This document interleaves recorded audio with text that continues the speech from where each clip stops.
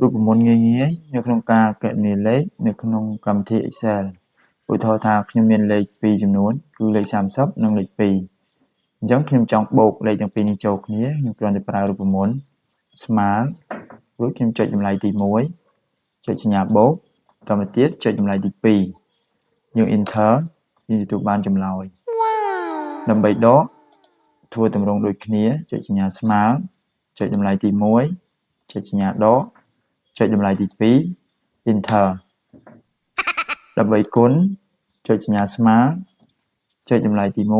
1ចុចសញ្ញាគុណយើងចុចស៊ីសលេខ8រួចចុចតម្លៃទី2 Enter ដើម្បីចែកយើងចុចសញ្ញាស្មើចុចតម្លៃទី1រួចចុចសញ្ញាចែកឬសញ្ញាសួរនៅលើ keyboard រួចចុចតម្លៃទី2 Enter ស្វ័យគុណមានន័យថា